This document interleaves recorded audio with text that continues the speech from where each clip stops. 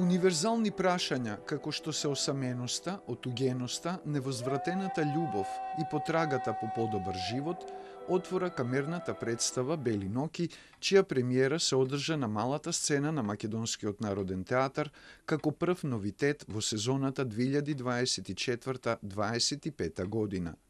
Представата на покана на актерот Дамјан Цветановски ја постави и за неа направи адаптација Звездана Ангеловска според новелата од 1848 година на Фјодор Михајлович Достоевски.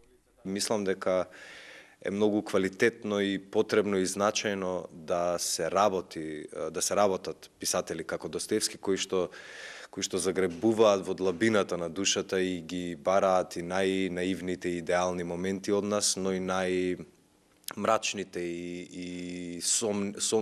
најмрачните моменти и најголемите сомнежи кои што ги имаме и стравови кои што ги имаме. Заеднички го читавме делото. Прво сакав нив да ги слушнам, значи многу го читавме делото.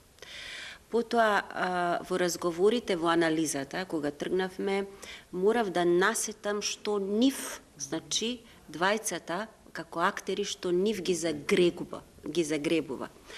И кои ние потоа тематски ги разглобувавме проблемите, настаните. Покрај младиот, но веќе истакнат актер Цветановски во ликот на сонувачот, во оваа дуодрама настапува скоро дипломираната актерка Ана Јовановска во улогата на Настенка. Достоевски се бави со една многу значајна тема, а тоа е ветувањето. Ние денес малци имаме заборавено што значи да ветиш некому или да се ветиш некому, а подоцна можеби да сватиш дека тоа не било она што вистински си го сакал. Така да за мене Настенка е пред се олицетворение на искреност, иако Настенка во многу наврати во самото дејство можеби и ја сокрива вистината. Режисерката Ангеловска гради концепт во кој го разигрува дејствието базирано на нарацијата во прво лице од оригиналното дело, па на сцената се мешаат реалноста и фикцијата, тоест соништата на сонувачот, кој е автореференцијално надграден како музичар, а Настенка има афинитет кон класичниот балет. Соништата и креативноста се во функција на бегство на ликовите од стварноста. Уметникот покрај тоа што комуницира, значи со публиката на разни начини, со луѓето, уметникот мислам дека, тоа е мое субјективно мислење, внатре е најосамен кога создава.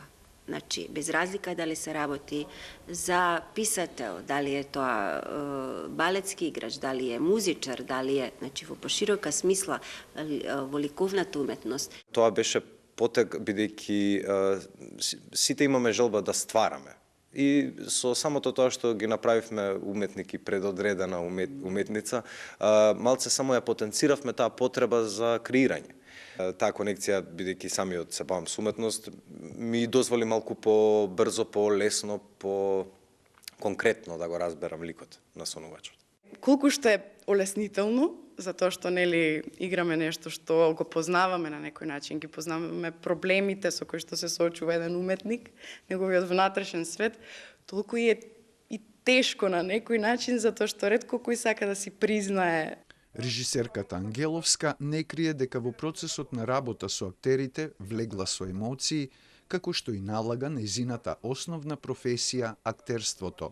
Јас знам како актер малку и во комуникацијата, не сум колку што сум и флексибилна, толку и сум и актерот повеќе емоционално емотивно реагира и можем и во моментот и така се заигрувам. За да влезам во ликот не се чувствував спремен, се чувствував како да е голем предизвик, се чувствував како да има многу мисли на кои јас не сум посветувал внимание доволно во мојот живот, но со текот на работата, како се завлегуваше во ликот, разбрав дека сето тоа е во мене, не само во мене, туку во сите нас.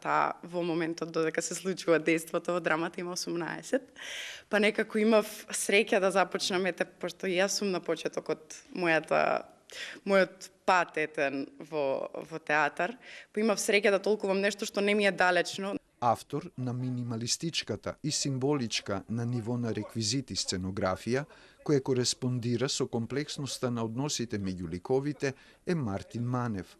Роза Трајческа, Ристовска, беше ангажирана за костимите. Тие се функционални и се микс од епохата кога настанала новелата Бели ноки и совремието, а суптилна музика за представата компонираше Марија Нечак. Според прикажаното, во представата има премногу текст, што е повеќе оптеретување за гледачите отколку за актерите, а одстранете ликот на слугинката на сонувачот, Матриона, што доколку не било направено, би била избегната монотонијата која напати се појавува при следење на дејствието од само двајца протагонисти.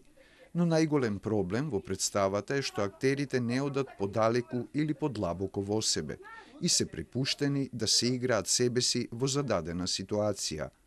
А позитивно е што Бели ноки не подсетуваат на потребата од безусловна љубов, искреност и добрина, вредности кои се дефицит меѓу луѓето денес. Само не се како ќе издржам еден единствен ден.